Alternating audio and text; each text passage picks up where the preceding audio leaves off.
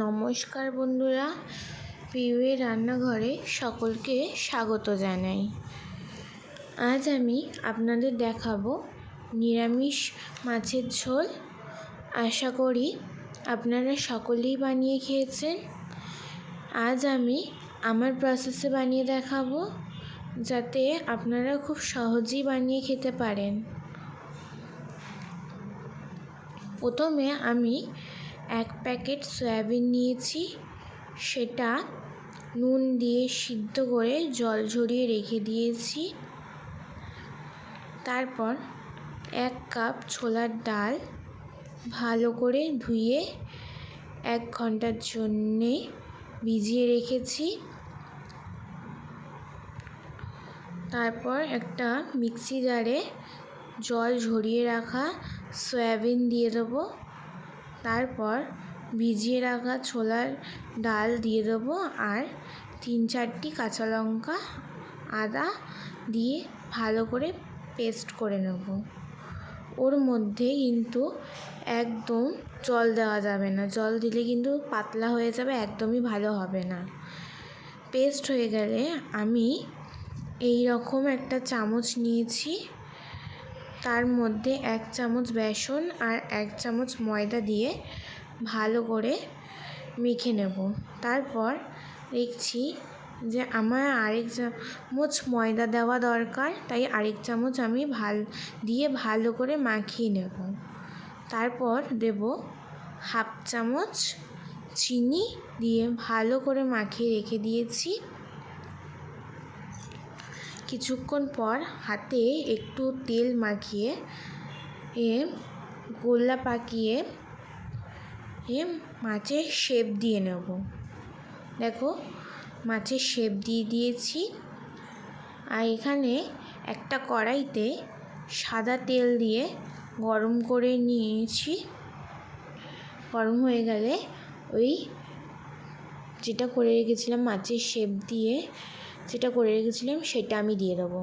আমি মাছের শেপটা কী করে দিয়েছি সেটা আপনাদের একবার দেখিয়ে দিচ্ছি। ফার্স্টে প্রথমে লম্বা করে নিলাম, উপরটা একটু ত্রিকোণা করে নিচ্ছি, আর মাছের পেটের ওখানটা যেরকম ফাঁকা থাকে আমি সেরকম ফাঁকা করে নিচ্ছি। 4 সাইডটা একটু এরকম করে নিচ্ছি। দেখো, মাছের শেপ হয়ে গেছে। হয়ে গেলে এবার আমি দিয়ে দেবো ওই মাছের শেপটা তেলের মধ্যে।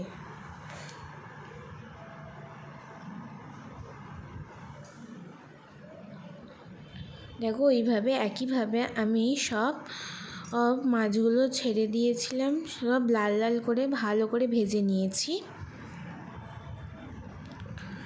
তারপর আমি ভাজা হয়ে গেলে আমি একটা মিক্সি জারে আমি মশলাটা বানিয়ে নেব।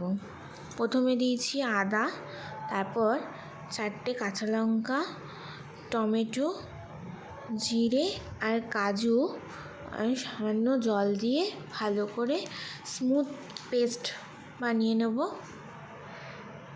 এখানে আমার মাছ যেহেতু ওগুলো সবই ভাজা হয়ে গেছে, তার জন্যে আমি সর্ষের তেল দিয়ে গরম হয়ে গেলে হালকা ওর মধ্যে তেজপাতা আর জিরে দিয়ে ভালো করে ভেজে নেব।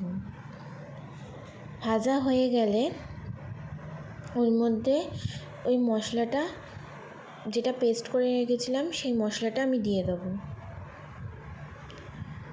ভালো করে নাড়িয়ে চাড়িয়ে দিয়ে দেবো হচ্ছে স্বাদ মতন নুন।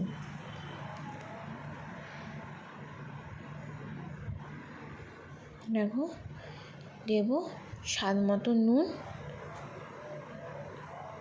হলুদ আর লাল হওয়ার জন্যে কাশ্মীরি লঙ্কার গুঁড়ো ভালো করে মিশিয়ে নেব।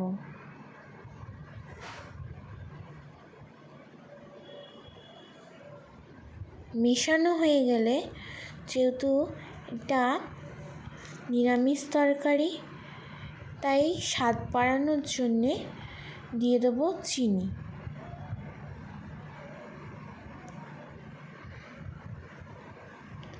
তারপর ভালো করে নাড়িয়ে চাড়িয়ে নিয়ে যেহেতু গুঁড়ো মশলা ব্যবহার করা আছে, যাতে মশলাটা না পুড়ে যায় তার জন্যে সামান্য জল দিয়ে দেবো। ভালো করে নেড়ে চেড়ে ঢাকা দিয়ে দেবো কষানোর জন্যে।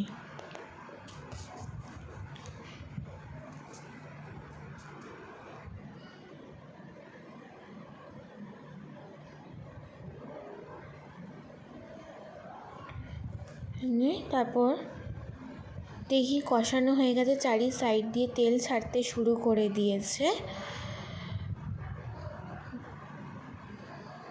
আর একটুখানি নাড়িয়ে চাড়িয়ে ওর মধ্যে আমি দিয়ে দেবো জল। আমি অল্পই জল দিয়েছি, বেশি জল দিইনি, কেননা আমি বেশি ঝোল রাখবো না, তার জন্যে। আপনারা যে যার পরিমাণ মতন জল দিতে পারেন। তারপর আমি ঢাকা দিয়ে দেবো। দেখো ঝোলের মধ্যে ফুট এসে গেছে। তারপর একে একে সব মাছগুলো দিয়ে দেবো।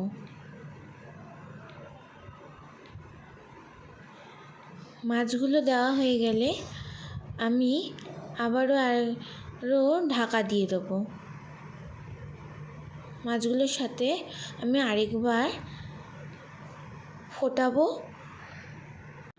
খুন্তি দিয়ে আমি একটু ঝোলের মধ্যে ডুবিয়ে দিচ্ছি, যাতে ভালো করে মিশে যায়, ঝোলটা ওর মধ্যে যাতে ঢোকে। দেখো ফুটিয়ে নিয়েছি। এবার নামানোর সময় অল্প একটু গরম মশলা আর ঘি ছড়িয়ে নিয়ে ভালো করে নাড়াচাড়া করে নেব। নাড়াচাড়া করে নিয়ে গ্যাসের ফ্লেম বন্ধ করে রেখে দেব। এবার আমি দেখো বেড়ে রেখেছি। এবার গরম গরম পরিবেশন করুন নিরামিষ মাছের ঝোল। আমার ভিডিও যদি আপনাদের ভালো লেগে থাকে, please like, comment and share এবং অবশ্যই চ্যানেলটি সাবস্ক্রাইব করে